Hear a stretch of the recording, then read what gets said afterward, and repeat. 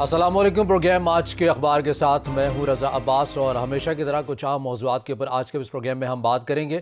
سب سے پہلے ہم بات کریں گے سیالکوٹ میں ایک افسوسناک واقعہ پیش آیا، جہاں پر کچھ لوگوں نے ایک غیر ملکی مینیجر، ایک فیکٹری کے مینیجر کو بے دردی سے قتل کر دیا ہے، اور نہ صرف قتل کیا بلکہ اس کی لاش کو جلایا بھی ہے۔ یہ تمام تر واقعہ جو ہے وہ توہین مذہب کی آڑ کے اندر کیا گیا ہے۔ جنہوں نے الزام لگایا کہ یہ جو شخص ہیں، جو فیکٹری ملازم میں جو مینیجر تھے، اس شخص نے توہین مذہب کی ہے۔ انہوں نے الزام لگایا، انہوں نے اس کو تشدد کا نشانہ بھی بنایا، فیصلہ بھی سنایا، لاش کی بے حرمتی بھی کی، مار مار کے قتل کر دیا، اور یہاں تک ان کا ظلم جو ہے وہ رکا نہیں، بلکہ اس کی جو لاش ہے اس کو بھی زندہ جلا دیا۔ اور پھر زندہ جلانے کے بعد افسوسناک تو یہ بھی مزید ہے کہ ان تمام تر صورتحال کے اوپر ویڈیوز بھی بنتی رہیں، سیلفیاں بھی بنتی رہیں، اور بڑے فخر سے اس چیز کو، اس کارروائی کو، اس اقدام کو اون بھی کرتے رہے ہیں۔ یہ بڑا سوالیہ نشان ہے کہ ہم بطور سماج کس ڈگر پر چل رہے ہیں۔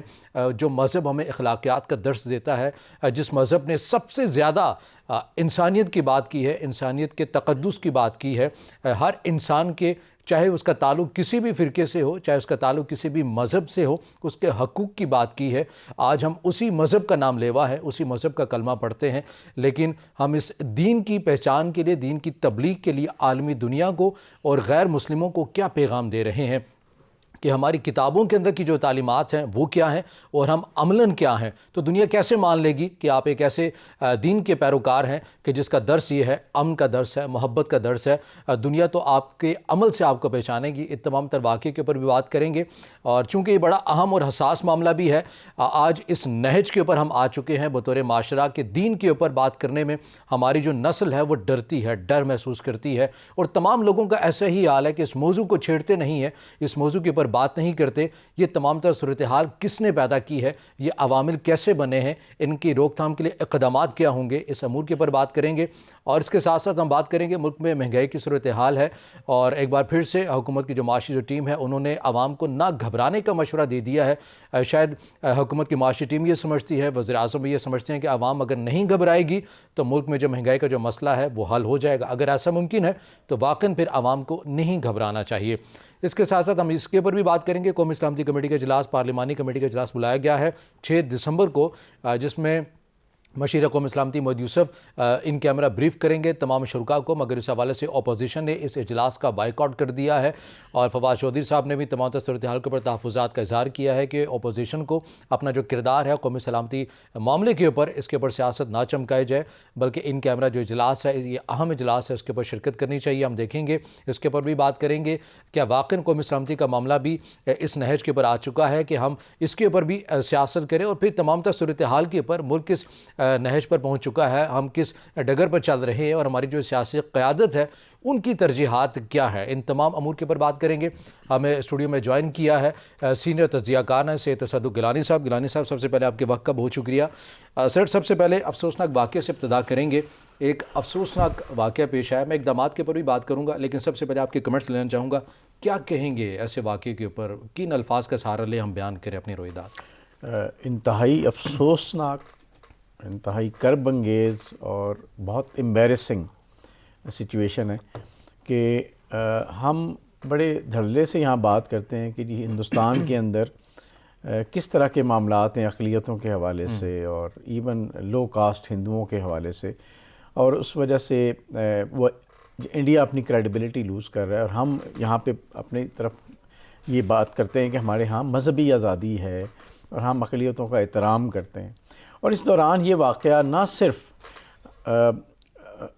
دنیا کے سامنے ہماری جو کریڈیبلٹی ہے، ہمارا جو پرسیپشن ہے، ہمارا جو امیج ہے، اس کو سپوائل کرے گا، بلکہ جو ملک کے اندر ایک عدم برداشت کا کلچر ہے، اس نے میرا خیال ہے ہمارے معاشرے کو نا جس طرح مفلوج کرتا جا رہا ہے آہستہ آہستہ۔ تو اس میں اہم نقطہ یہ ہے کہ آپ دیکھیں، آپ کسی شخص کو کوئی ریاست یہ اختیار نہیں دیتی کہ وہ خود ہی جج بن جائے، خود ہی سزا کا تعین کرے اور خود ہی سزا دے بھی دے۔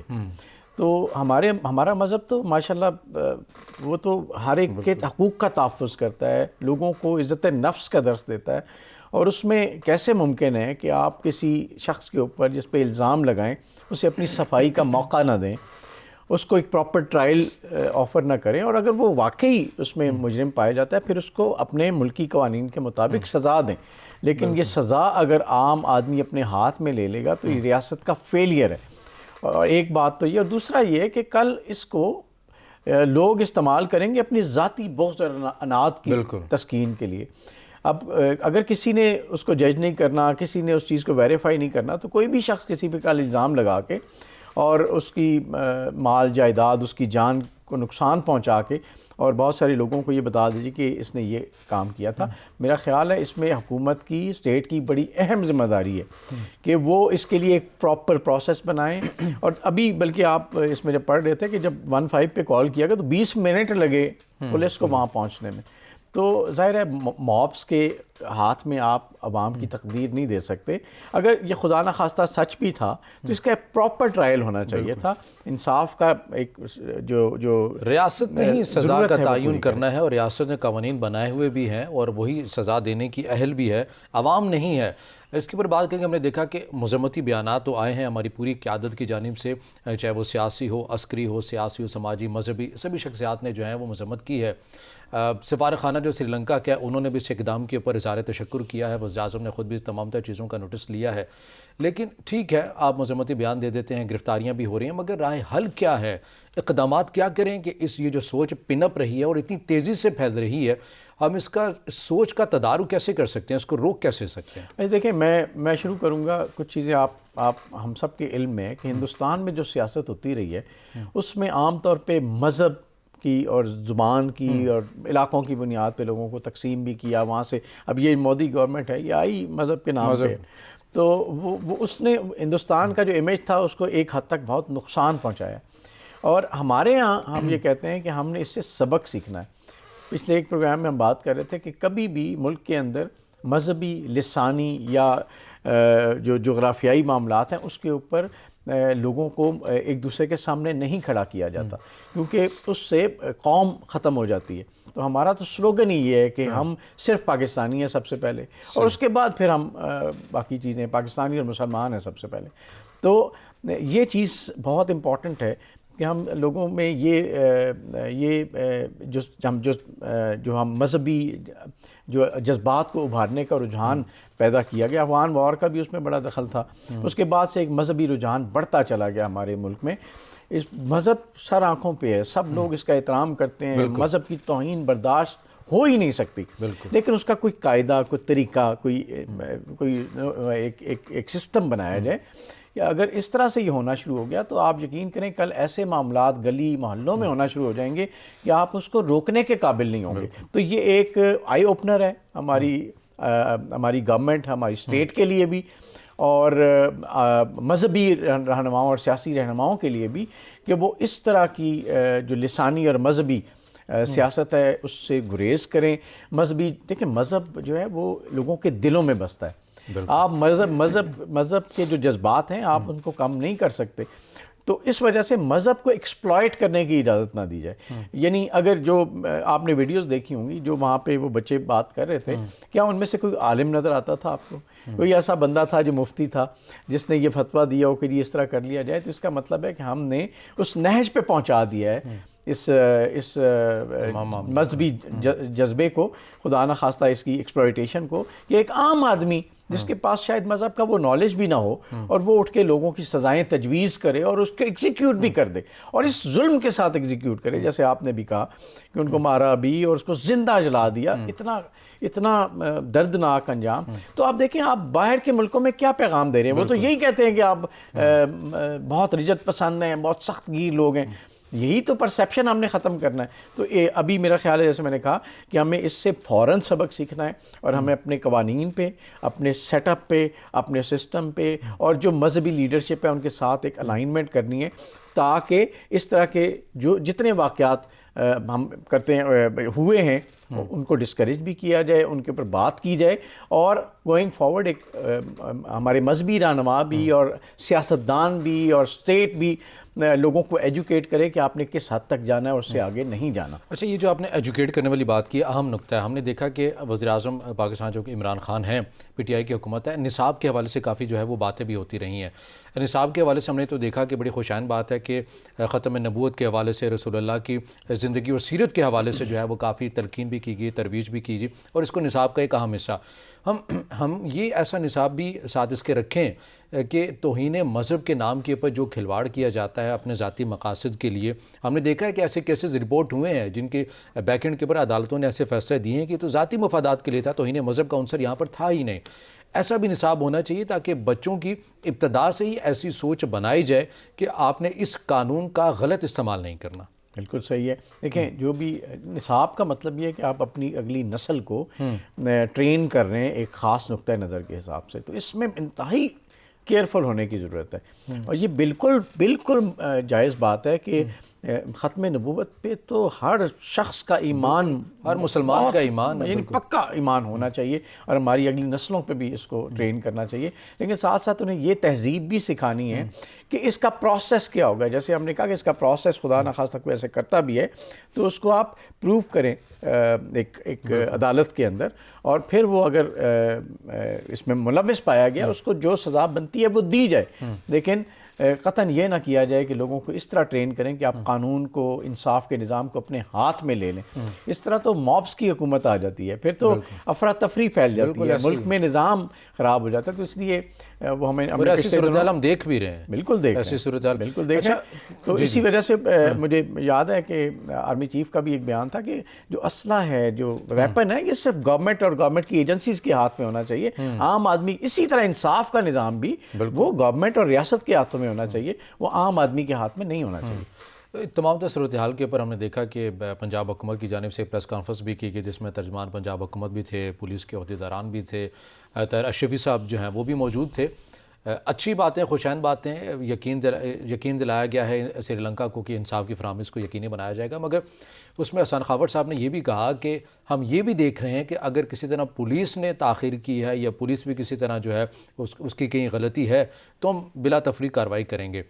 آپ ملبہ پولیس کے اوپر ڈال دیتے ہیں۔ جب پولیس ایکشن لیتی تھی، آپ کو یاد ہوگا، ابھی کچھ زیادہ دیر نہیں ہے، پولیس نے اپنے شہداء دے دیے، پولیس نے اپنے جوان بھی دے دیے، تب تو حکومت ان کے ساتھ کھڑی بھی نظر نہیں آئے، تب تو ریاست کا ایک الگ نقطہ نظر کے ساتھ ہے۔ تو ایسے معاملے کے اوپر پولیس کے اوپر ملبہ ڈال دیں، اور جن عناصر نے، ہمارے سیاستدانوں نے مذہب کا نام لے کر کمپین چلائی ہے نا ان چیزوں کے اوپر، تو آپ ان عوامل کے رائے حل کی بجائے پولیس جب ایکشن لیتی ہے تو آپ اس کے ساتھ کھڑے نہیں ہوتے، اور جب وہ جھجکتی ہے آپ کے پیچھے اقدامات دے کر تو آپ کہتے ہیں ہم کارروائی کریں گے۔ بہت اہم بات آپ نے رضا بھائی کی، بہت اہم بات ہے۔ دیکھیں، آپ کس طرح کسی ادارے سے ایکسپیکٹ کرتے ہیں کہ جب آپ کو ضرورت ہو آپ اسے کہیں ایسے کر لو، جب کچھ اور ضرورت ہو آپ کو ایسے کر لو، تو اس طرح تو نہ ان کی موٹیویشن رہتی ہے، نہ وہ ہمیشہ کنفیوژن کا شکار ہوتے ہیں کہ ہم اس پہ کریں کچھ کہ نہ کریں گے تو کل ہمیں کٹہرے میں کھڑا کر دیں گے، اور خدا نہ خواستہ ہمارا جانی نقصان ہوگا تو پھر ہمیں کہیں گے جی آپ پیچھے ہو جائیں، آپ نے کیوں یہ حرکت کی ہے۔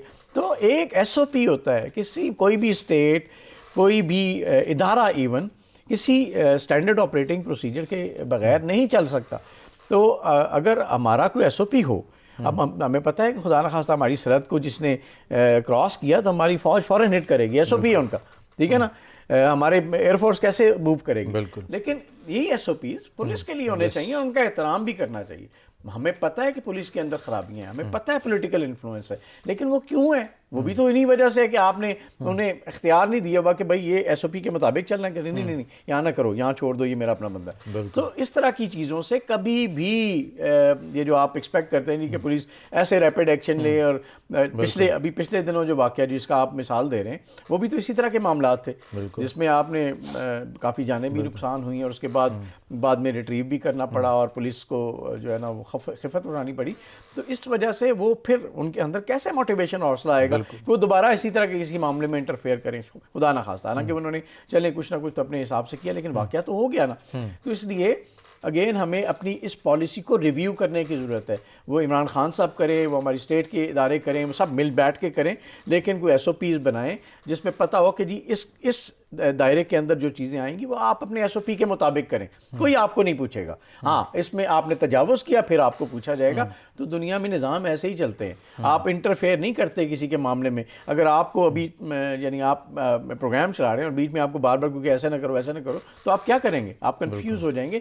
ایگزیکٹلی یہی چیز ہے کہ آپ کو اتھارٹی بھی دینی پڑتی ہے رسپانسبلٹی کے ساتھ, اور پھر بعد میں ان سے پوچھنا بھی پڑتا ہے کہ آپ نے, اور اس کے لیے سب سے ضروری ہے کہ آپ اپنے گورنمنٹ اپنے بھی ایس او پیز طے کرے نا, اسٹیٹ اپنے بھی ایس او پیز طے کرے کہ ہم نے کہاں انٹرفیئر کرنا ہے کہاں نہیں کرنا, تاکہ سب کو پتہ ہو کہ اس لائن کو نہیں کراس کرنا ورنہ مار پڑے گی. ٹھیک ہے, تو یہ ساری چیزیں طے کرنے والی ہیں ہمارے ملک میں. انفارچونیٹلی ہم نے ابھی تک طے نہیں کی, ابھی تک اتنے سال ہو چکے ہیں اور ابھی تک اداروں کی ہم حدود کا تعین نہیں کر سکے کہ کس نے کس ڈومین کے اندر کام کرنا ہے. گنج صاحب, یہ تو ایک اہم معاملہ تھا جس کے اوپر ہم نے بات کر لی. مہنگائی بھی ایک اہم معاملہ ہے جس کے اوپر ہم دیکھ رہے ہیں کہ لوگوں کی بے چینی بڑھتی جا رہی ہے, لوگ پریشان بھی نظر آ رہے ہیں, خودکشیاں بھی ہوتی ہوئی ہمیں نظر آ رہی ہیں. ان تمام چیزوں کے اوپر پھر وہی نسخہ آ گیا ہے, گھبرانا نہیں ہے آپ نے. تو آپ گھبرا رہے ہیں؟ جی گھبرانے کی اجازت تو نہیں ہے, لیکن وہ پھر بھی گھبراہٹ نکل جاتی ہے بندے کی. صحیح. تو مسئلہ یہ ہے کہ دیکھیں گورنمنٹ جو ہے نا, وہ کہتے ہیں نا ریاست یا حکومت ماں کی طرح ہوتی ہے, اس کو سب سے زیادہ احساس ہوتا ہے کہ کہاں کوئی کس پریشانی. مہنگائی کے اوپر تفصیل سے بات کر لیتے ہیں, یہاں ایک بریک کا کہا جا رہا ہے. ناظرین ہمارے ساتھ رہیے گا. بریک کے بعد ناظرین پروگرام میں آپ کو خوش آمدید کہیں گے, اور پروگرام کے دوسرے سیشن میں ہم بات کریں گے مہنگائی کے حوالے سے. مہنگائی روز بروز بڑھتی جا رہی ہے اور آج کے اخبار کی سرخیاں بھی یہی کہہ رہی ہیں. عوام کی قوت خرید جو ہے وہ بالکل ختم ہو چکی ہوئی ہے اور بے روزگاری زمینی حقائق ہے. مگر ان تمام تر صورتحال کے اوپر عوام حکومت کی جانب دیکھ بھی رہی ہے, ریلیف کے لیے متلاشی ہے, مگر حکومت بھی خاموش نہیں ہے. تمام تر صورتحال کے اوپر حکومت یہ کہتی ہوئی نظر آ رہی ہے کہ بھئی ہم نے تو آپ کو 11 لاکھ نوکریاں ہمارے دور حکومت میں, یہاں سے لوگ گئے ہیں بیرون ملک میں جا کر, ان کو نوکریاں بھی ملی ہیں, ان کو روزگار بھی ملی ہیں. یہ الگ بات ہے کہ موجودہ حکومت کا یہ وعدہ اور بیانیہ اور دعویٰ تھا کہ ہم ملک کے اندر اتنا روزگار پیدا کر دیں گے کہ باہر سے لوگ ملک میں آئیں گے نوکریوں کے لیے. مگر شاید لگتا یہ ہے کہ پی ٹی آئی کا بیانیہ بدل چکا ہے. اور اس کے ساتھ ساتھ اگر بات کی جائے کہ جناب کچھ ریلیف دے دیں, آپ ریلیف کا وعدہ کر کے آئے تھے ہمارے ساتھ, تو حکومت یہ کہتی ہے آپ نے گھبرانا نہیں ہے اور چھوڑیں اس تمام تر معاملات کو. میڈیا نے مہنگائی لگا رکھا ہے. مریم نواز کی ایک نئی آڈیو آنے والی ہے, وہ بڑا موضوع ہے جس سے سیاسی ماحول گرم ہو جائے گا. چھوڑیں مہنگائی کو, لوگ بڑے پرسکون اور اطمینان سے زندگی گزار رہے ہیں. گلائن صاحب, واقعاً ایسا ہے کہ اہم جو چیز ہے مریم نواز صاحبہ کی جو آڈیو ہے آنے والی, وہ اہم ہے, مہنگائی کوئی معاملہ نہیں ہے. دیکھیں وہ ہمارے یہاں کہتے تھے نا کہ وہ آنکھیں بند کر لینے سے خطرے ٹلتے نہیں ہیں. تو میرا خیال ہے ہمارے لوگوں نے نا یہ سیکھ لیا کہ ہم آنکھیں اپنی بھی بند کر لیتے ہیں, عوام کی آنکھوں پہ بھی ہاتھ رکھ لیتے ہیں, تو شاید یہ معاملات گزر جائیں. دیکھیں آپ کی ہسٹری بتاتی ہے کہ جو آپ بات کرتے ہیں, جو آپ وعدہ کرتے ہیں, وہ پورا ہوا کہ نہیں ہوا. اب شوکت ترین صاحب نے جو پہلے عمران خان صاحب کا سلوگن تھا وہی کہا کہ آپ نے گھبرانا بالکل نہیں. ٹھیک ہے, پہلے 3 سال انہوں نے کہا میرے خیال نیا چاہیے, زبان چاہیے جو یہ کہے. لیکن اس سے یہ نہیں ہوگا کہ عوام گھبرانا بند کر دیں.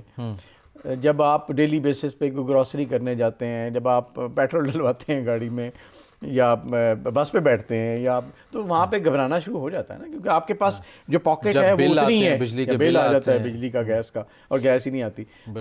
تو پاکٹ آپ کا وہی ہے, لیکن اس میں سے پیسے زیادہ نکلتے ہیں. تو اس کا مطلب ہے آپ کے وسائل کم ہو گئے ہیں, آپ غربت کی طرف جا رہے ہیں. خدا نہ خواستہ کل آپ ایسی سٹیج پہ مہینے کے اندر پہنچ جائیں گے کہ آپ کہیں گے یار اب آگے کیا کروں, کھانا کیسے کھاؤں. تو یہاں تک لوگ پہنچ چکے ہیں. تو ہمیں میرا خیال ہے اس سلوگن سے ہٹ کے یہ ضرور ہے آپ موٹیویٹ کریں لوگوں کو, لیکن ساتھ ساتھ کچھ وعدوں کی ڈیلیوری بھی تو کریں نا.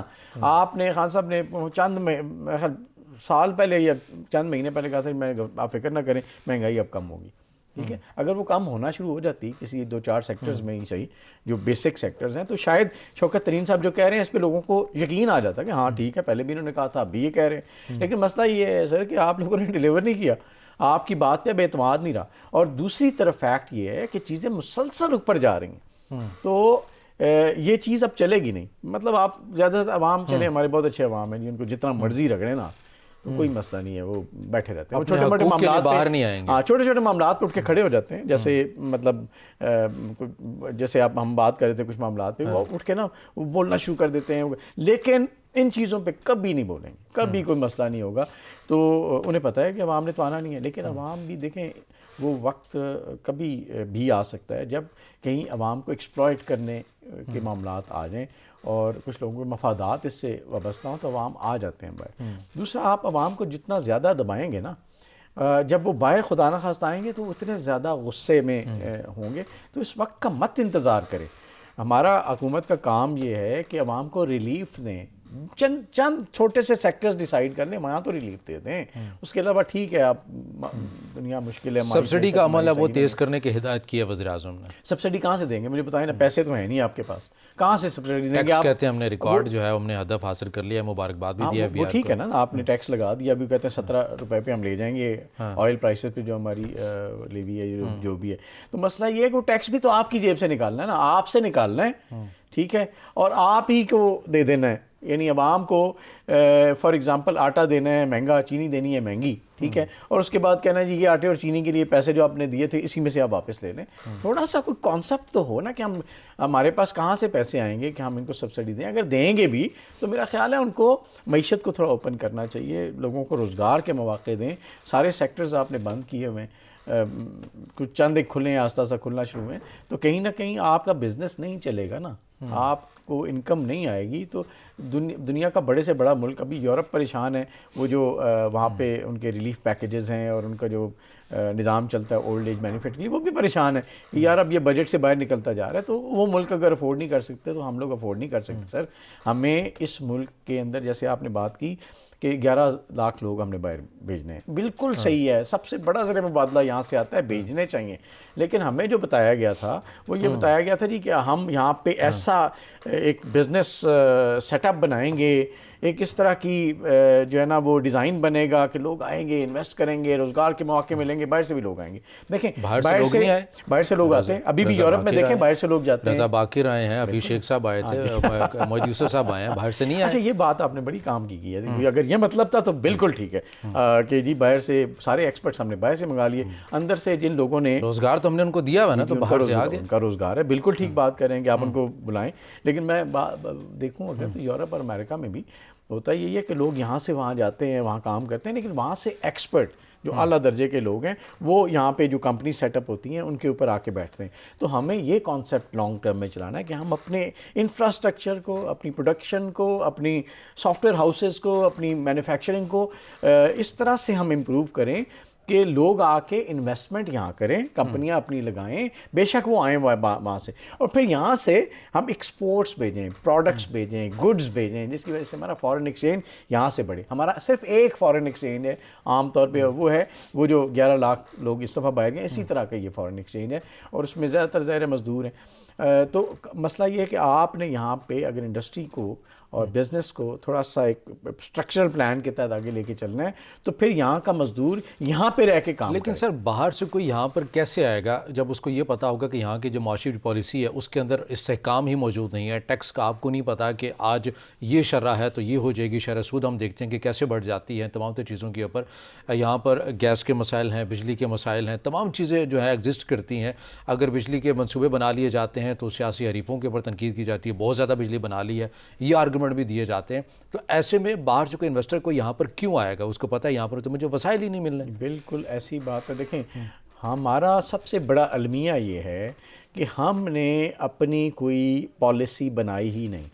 ہم ایگریکلچرل انڈسٹریل بیسڈ کنٹری بننا چاہتے ہیں، ہم مینوفیکچرنگ کی طرف جانا چاہتے ہیں، ہم یہاں پہ کیا کرنا چاہتے ہیں. ہمارا کوئی یعنی ہم نے ٹھیک ہے موٹر ویز بھی بن لی، بہت اچھی بات ہے، انفراسٹرکچر ہے، لیکن اس کے اوپر کون سی انڈسٹری لگائیں، ایگریکلچر کو کس طرف لے کے جائیں جس سے ہم اگلے 15 20 30 50 100 سالوں میں ایک خاص انڈسٹری کے اندر یہاں پہنچنا چاہتے ہیں، دوسری انڈسٹری کے اندر یہاں پہنچنا چاہتے ہیں. ایک ویژن ہوتا ہے نا، اور اس ویژن کے پیچھے کیلکولیشن ہوتی ہے، اس ویژن کے پیچھے نیڈ ہوتی ہے، اس ویژن کے پیچھے یہ ہوتا ہے کہ ہمارے پاس جو وسائل ہیں ان کو کس طرح سے بہترین انداز میں استعمال کریں کہ لوگوں کو آپ کی ضرورت ہو. وہ ویژن ہے ہی نہیں. ہمارے پاس سلوگنز ہیں، ہم نے اس ملک کو سلوگنز پہ چلایا ہے. اس کے بعد بیٹھ کے ڈیٹیل ویژن بنانے کا نہ ہمارے پاس ٹائم ہے، نہ ہمارے پاس ایکسپرٹیز انفارچونیٹلی وہاں پہ ہم نے ڈالی ہیں. بیوروکریسی تھوڑا بہت کام کرتی تھی، ان کو بھی اتنا ڈرا کے رکھا ہوگا، نہیں آپ ہی کر لو، ہم سے نہ کرائیں، کل ہمیں آپ پھنسا دیں گے. تو آپ اپنے ہر بندے کو آپ نے ڈرا کے رکھا ہوا ہے. بھائی آپ ڈری بھی قوم کیا کرے گی؟ کچھ نہیں کر سکتی وہ.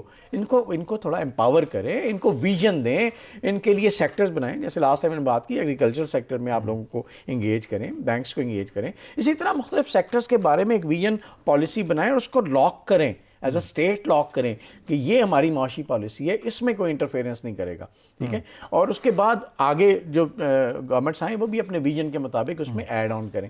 تو یہ نہیں ہونا چاہیے کہ ایک گورنمنٹ آئے وہ ایک کام شروع کرے, اگلی آئے اس کو فارغ کریں, اب نیا کام جو نقصان ہوا. یہ تو سر ملکی سطح کے اوپر جو ہے پالیسی کی آپ بات کریں, ہم تو ڈومیسٹک لیول کے اوپر بھی کوئی پالیسی نہیں بنا سکے.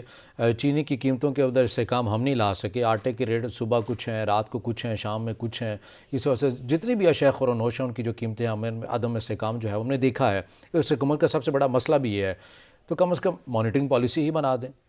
دیکھیں ایڈہاکزم پہ جینے کا سب سے بڑا نقصان یہ ہے کہ آپ وقتی طور پہ دیکھتے ہیں ابھی یہ مسئلہ ہے, اس کو کس طرح سے مینیج کریں, مسئلے کو مینیج کریں یا عوام کو مینیج کر لیں.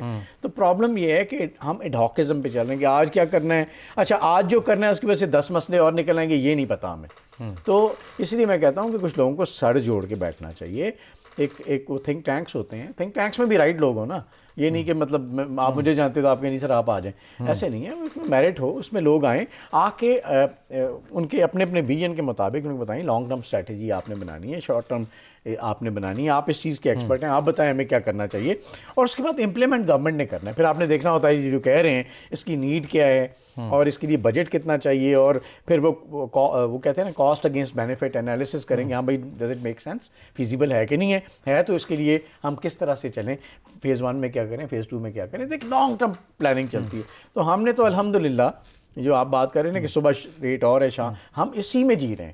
ہمیں یہ نہیں پتا کہ ہم نے پرسوں کیا کرنا ہے, ہم نے کل کیا کرنا ہے. ہم نے آج جو مسئلہ ہے صبح آتے ہیں یہ مسئلہ آ گیا, اس کو کر لیں. اچھا وہ مسئلہ جب حل کرتے ہیں نا, چونکہ ہمیں پورے پکچر کا نہیں پتہ ہوتا, تو کل 4 مسئلے اور نکل آتے ہیں, پھر بندہ کہتا ہے اب اس کا کیا کریں.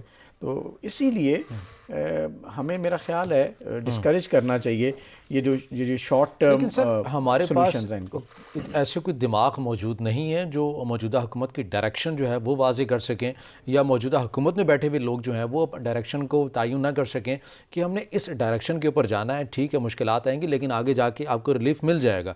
ہم جب سے دیکھ رہے ہیں کہ یہ حکومت آئی ہے, 4 سال میں داخل ہو چکی ہے, گھبرانا نہیں ہے, اس کی تو تکرار کی جا رہی ہے, لیکن یہ گھبرانا نہیں ہے, یہ ختم کب ہوگا یہ بیانیہ, اور عوام کو حقیقی معنوں میں ریلیف جو ہے ملتا ہوا کیوں نظر نہیں ہے, کیوں ڈائریکشن صحیح طرح واضح نہیں کر پا رہی ہے. اس لیے کہ ان کے پاس ڈائریکشن ہے ہی نہیں.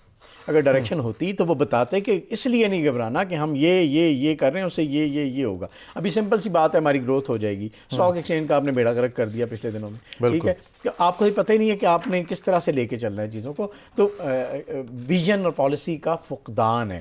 اور جو ہم ابھی بات کر رہے تھے کہ صرف ایک لفظ کہہ دینے سے, دیکھیں تسلی ایک دفعہ آپ دیں گے, جھوٹی تسلی دوسری دفعہ دیں گے, اس کے بعد کہا یار اس کو رہنے دو, یہ ایسے مارتا رہتا ہے, تو آپ نہیں سنیں گے نا. تو یہ ہم نے اپنی کریڈیبلٹی لوز کر لی ہے. اپنی گورنمنٹ اگر اپنی کریڈیبلٹی لوز کر دے عوام کے سامنے, اور وہ جو بات کہے وہ کر ہی نہ سکے, جو کہ یہ نہیں کہ اسی گورنمنٹ, اس سے پہلی گورنمنٹ سے آگے پیچھے یہی کچھ کرتے رہیں, تو ہمارا مسئلہ یہ ہے کہ ہم کہتے ہیں ہمیں اپنے منہ سے کچھ بھی کہہ دیں, اس کا کرنا ضروری نہیں ہے, کیونکہ ہم نے اس وقت کہہ کے ووٹ لے لیں, اس کے بعد جو ہے اس قوم نے کون سا پوچھنا ہے ہمیں. تو یہ ایک مسئلہ ہے, اور اس کے لیے جو ہمارے پالیسی میکرز ہیں میرے خیال ان کو اپنی رسپانسبلٹی لینی چاہیے, اور ان لوگوں کو آگے دیکھیں. آپ کہتے ہیں ہمارے پاس برین نہیں ہے, بہت برینز ہیں یہاں. یہ برینز اس وقت دنیا میں جا کے ویلیو ایڈ کر رہے ہیں, ٹھیک ہے. یہ اس انڈیا, پاکستان, سری لنکا, بنگلہ دیش, ان میں بڑے برینز ہیں. مسئلہ یہ ہے کہ انوائرمنٹ ہم نہیں پیدا کر سکے کہ ان برینز کو آپ انکریج بھی تو کریں نا یار. ہمارے پاس جو بگ ماؤتھ ہوتا ہے وہ سارا ہائی جیک کر لیتا ہے, اور جو اصل, تو ہمارا پرابلم یہ ہے کہ ہم نے ان برینز کو اپرچونٹی نہیں دی. ہم نے صرف جان پہچان یا کسی ریفرنس سے جن لوگوں کو ہم سمجھتے ہیں انہیں کہتے ہیں یار تو آ جا, تو کر لے. اس طرح نہیں ہوتا. آپ نے میرٹ رکھنا ہے, اور میرٹ کے لیے ایک انڈکشن پروسیس رکھے, جو اس کو کوالیفائی کرے وہ آ جائے. اور جب وہ ہوگا, اوپر آپ ٹھیک ہے, اوپر آپ مینیپولیشن تھوڑی بہت کرتے ہیں, گورنمنٹ لیول پہ ہوتا ہے یہ سب کچھ, لیکن نیچے پہ تو میرٹ رکھیں یار, نیچے رکھیں, کیونکہ انہوں نے کام کر کے آپ کو دینا ہے, انہوں نے پکچر دکھانی ہے, انہوں نے پالیسی دینی ہے, انہوں نے ایکشن پلان بنانے ہیں, انہوں نے امپلیمنٹ کروانے ہیں. اچھا, یہ جو آپ نے بات کی کہ ووٹ کے حوالے سے حکومت جائے گی, ووٹ پھر کسی بیانیے کے ساتھ لے لے گی, آپ کو لگتا ہے کہ جناب فواد چودھری صاحب بھی بار بار اس چیز کی تکرار کر چکے ہیں کہ ووٹ تو پی ٹی آئی کو عمران خان کے نام کے اوپر پڑتا ہے, آپ کو لگتا ہے کہ وزیر اعظم صاحب کی ابھی بھی وہ حیثیت اور وہ جس کو کہہ لیں کہ پاپولیرٹی برقرار ہے, عوام کے اندر جائیں گے اور پی ٹی آئی کے جو لوگ ہیں اس مہنگائی کے ساتھ، اس کارکردگی کے ساتھ ان کو ووٹ اسی طرح ملے گا جیسے کہ پہلے عوام نے مینڈیٹ دیا؟ ہمارے یہاں نا جب لوگ اپوزیشن میں ہوتے ہیں رضا بھائی، تو ان کے آس پاس بہت سارے سنسیئر لوگ اکٹھے ہو جاتے ہیں جو ان کے ساتھ اسٹرگل کرتے ہیں. جب وہ گورنمنٹ میں آتے ہیں نا تو مسئلہ یہ ہے کہ وہ جو ایکچوئل اسٹرگل کرنے والے لوگ ہیں وہ بیک گراؤنڈ میں چلے جاتے ہیں، اور جو تھوڑا بہت جن کو خوشامد کرنا آتی ہے، جو لفظوں کی ہیر پھیر کر لیتے ہیں، وہ آگے آ جاتے ہیں. اور تو ہمارے جتنے حکمران ہیں یقین کریں ان کو مروایا خوشامدیوں نے. وہ یہ کہتے ہیں فکر نہ کریں آپ، ایسے لوگ مار رہے ہیں.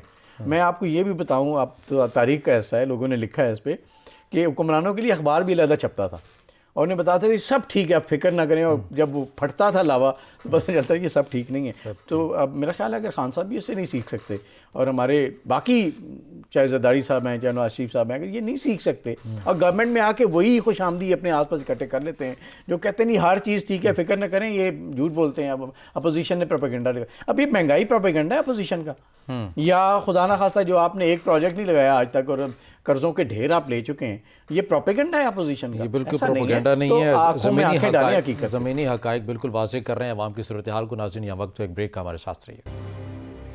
بریک کے بعد ناظرین پروگرام میں آپ کو خوش آمدید کہیں گے، اور ہم بات کر رہے تھے کہ مہنگائی کی تمام تر صورتحال کے اوپر اور حکومت کی معاشی پالیسیوں کے حوالے سے. گیلانی صاحب، آپ نے بریک میں جانے سے پہلے کہا کہ اپوزیشن پروپیگنڈا نہیں کر رہی بلکہ یہ زمینی حقائق ہیں. درست بات ہے، وزیر اعظم بھی یہی کہتے ہیں. وزیر اعظم کہتے ہیں کہ ٹھیک ہے اگر آپ نے ہماری پالیسیوں کے اوپر تنقید کرنی ہے، ہماری کرپشن کے اوپر بات کرنی ہے تو پھر سابقہ حکومتوں کے اوپر بھی بات کریں نا آپ. بالکل کرنی چاہیے. میں کہتا ہوں اگر آپ سب اچھا اور سب برا کی بات کریں گے نا وہ کبھی بھی سچ نہیں ہوتا. جس نے جو کام کیا ہے اس کے بارے میں آپ اس کا انالیسس کریں. جو اچھا کام ہے اس کو کہیں یہ اچھا ہے، جو برا ہے اسے کہیں یہ برا ہے، تب جا کے لوگ آپ کی بات پہ بھی یقین کریں گے نا. ابھی تو بات پہ یقین نہیں کرتے. ہم سب نے ایز اے نیشن اپنی کریڈیبلٹی کو لوز کیا ہے. کس لیے کیا ہے؟ اپنے چھوٹے چھوٹے مفادات کے لیے. اگر خدا نہ خواستہ ہمارے یہاں نا سیلز میں کہا کرتے تھے کہ ڈیورنگ سیلز پروسیس اگر آپ اپنی کریڈیبلٹی لوز کر دیتے ہیں تو اس سے بڑا لاس کوئی نہیں. یعنی آپ ایک دفعہ تو چیز بیچ دیں گے اس کے بعد کوئی نہیں خریدے گا آپ سے. تو ہمارا مسئلہ یہ ہے، اور یہ میں گورنمنٹس کو بھی کہہ رہا ہوں، یہ میں اپنے سارے لوگوں کو کہہ رہا ہوں کہ یار اس پروسیس میں اپنی کریڈیبلٹی لوز نہ کریں. آپ جیسے کریڈیبل ہیں ویسے رہیں، چھوٹے موٹے کمپرومائزز ضرور کریں، ضرورت ہوتی ہے، لیکن یہ نہ ہو کہ لوگ آپ پہ یقین کرنا چھوڑ دیں. اور ہمارے ساتھ یہی ہو رہا ہے کہ ہمارے کسی شخص کی بات پہ کسی کو اعتبار نہیں. اور اگر یہ صورتحال آ جائے تو آپ کس کو دیکھیں گے؟ جیسے ابھی ہم بات کریں، شوکت ترین صاحب کہتے ہیں صبر کریں، گھبرائیں نہیں. وہ بھائی کیوں نہیں گھبرائیں؟ آپ کی بات پہ ہم کیوں یقین کریں؟ ٹھیک ہے، کیونکہ آپ کی کوئی کریڈیبلٹی نہیں ہے. آپ نے کہا تھا ہم یہ کریں گے، آپ نے وہ کیا، IMF نے آپ کے کان پکڑ لیے، انہوں نے کہا جی اور سخت شرائط لگائیں گے، اب کرو. ٹھیک ہے نا، تو آپ نے اسی سخت شرائط پہ وہ کام کرنے پڑے آپ کو. تو پرابلم یہ ہے کہ ہم شارٹ ٹرم امپورٹس جو ہم کرتے ہیں نا، یہ بندہ لے آئے، اب وہ پتہ نہیں وہ دنیا میں امریکہ میں رہ رہا تھا، امریکہ سے یا کہیں سے آ کے اس نے پاکستان میں دیکھا اچھا یہ ایسے ہے، چلو اس کو ایسے کر لیتے ہیں، پروجیکٹ ہے نا اس کے لیے، اس نے کیا اور چلا گیا. لیکن اس کو پتہ ہی نہیں ہے کہ یار اس ملک کے واقعی مسائل کیا ہیں، ان کو ہم نے کیسے کرنا ہے. آپ یقین کریں جو بہت سارے ملٹی نیشنلز ہیں نا وہ لوکل مینجمنٹ کو پریفر کرتے ہیں، کیونکہ وہ لوکل مینجمنٹ اس خطے کی سائیکی بھی سمجھتی ہے، لوگوں کے معاملات بھی سمجھتی ہے، اس خطے کے حالات بھی سمجھتی ہے، اور اس حساب سے لوگوں کو لے کے چلتی ہے. آپ کو کبھی یہاں پہ مائکروسافٹ یا سیپ یا کسی کا پریزیڈنٹ جو ہے وہ آپ کو گورا نظر آئے؟ وہ لوکل لوگ ہوتے ہیں جہاں پہ ٹیلنٹ ہوتا ہے. انڈیا میں انڈینز ہیں، پاکستان میں پاکستانیز ہیں، ایجپٹ میں ایجپشنز ہیں. تو یہی چیز ہوتی ہے کہ یہ نہیں ہوتا کہ آپ اٹھا کے باہر سے لے آئیں. تو ہم نے جو سب سے بڑی غلطی یہ کی ہے کہ ہمارے پاس چونکہ پالیسی نہیں ہے. پالیسی ہوتی تو ہم دیکھتے کہ کون کون سے لوگ ہیں جن کو ہم نے گروم کرنا ہے.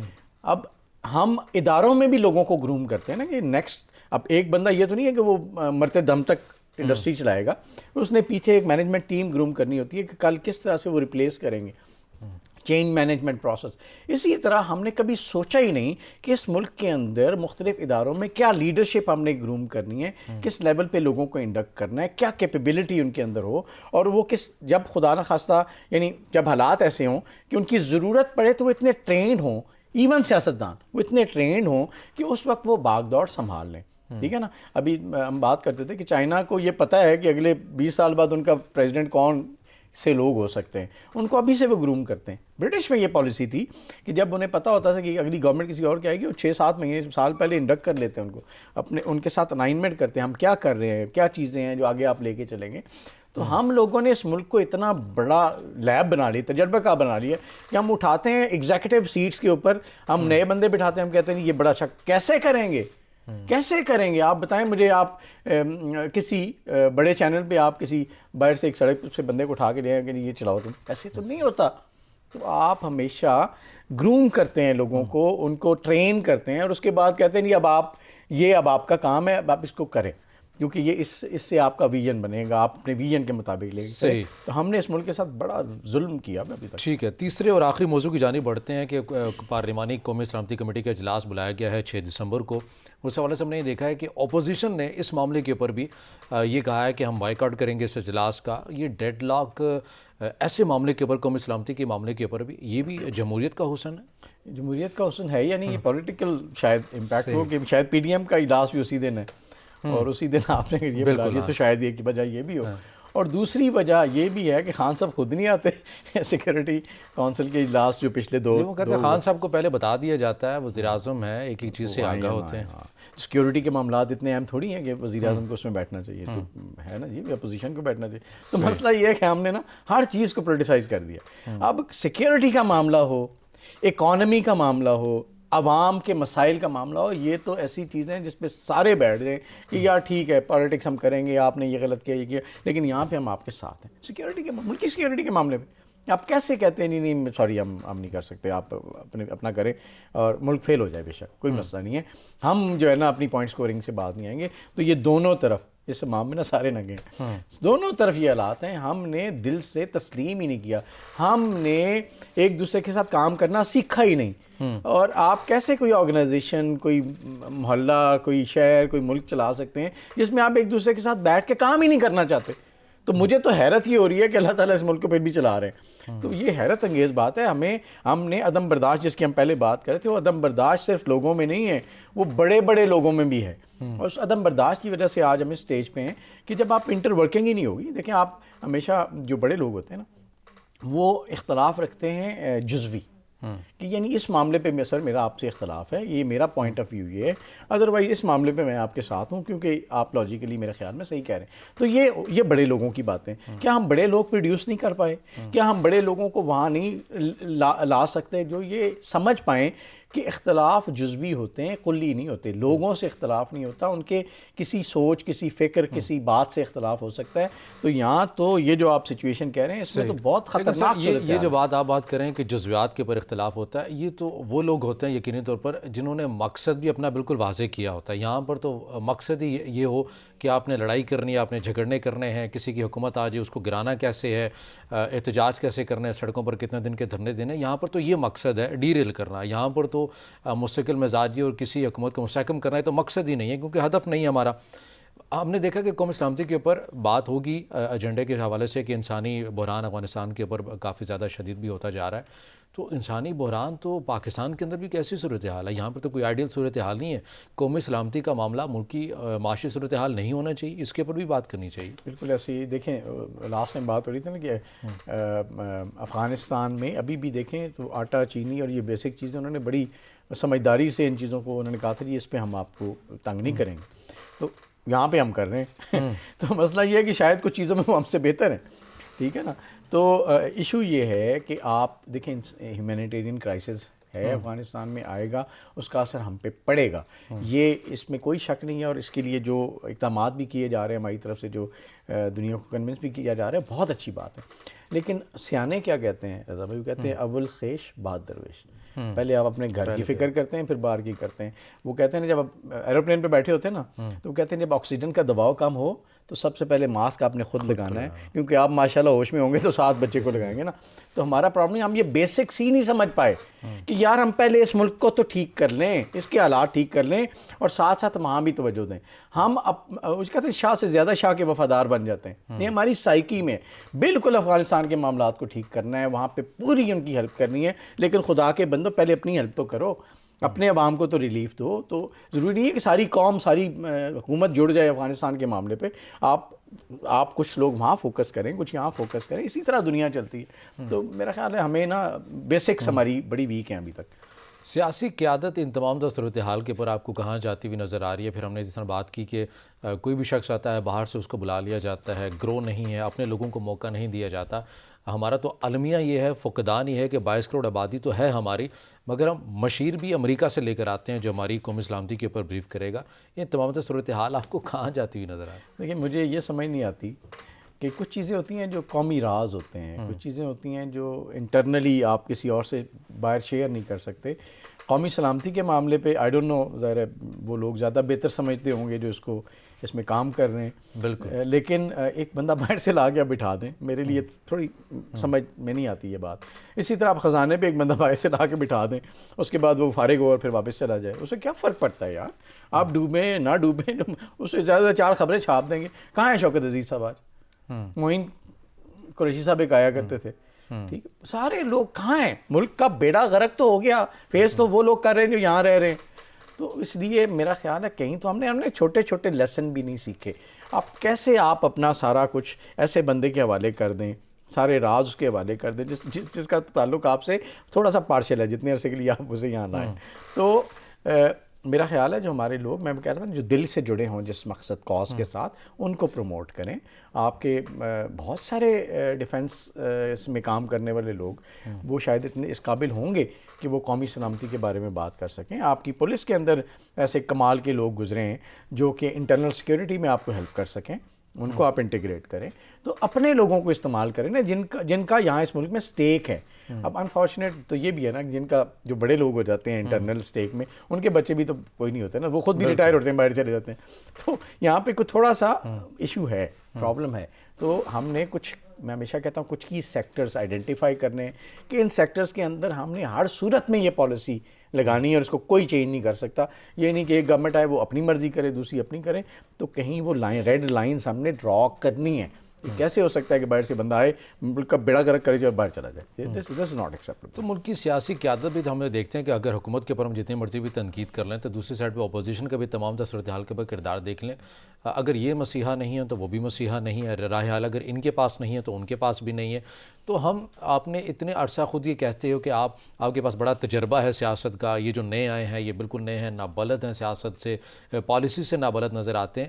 تو جن کے پاس تجربہ ہے ان کی بھی حرکات اور سکنات اور پالیسی بالکل ویسی. بالکل صحیح ہے سر. دیکھیں ایک بات سمجھیں، یہ ہر چیز نا ایک پروسیس میں چلتی ہے، اور پروسیس کو جب انٹروین کرتے ہیں، انٹرپٹ کرتے ہیں تو مسائل ایسے ہی رہتے ہیں. یہ پانی کا گلاس ہے نا، اس کے اندر ڈالیں آپ تھوڑی سی مٹی، ٹھیک ہے، مٹی ڈال کے اس کو ہلا دیں، یہ گدلا ہو جائے گا.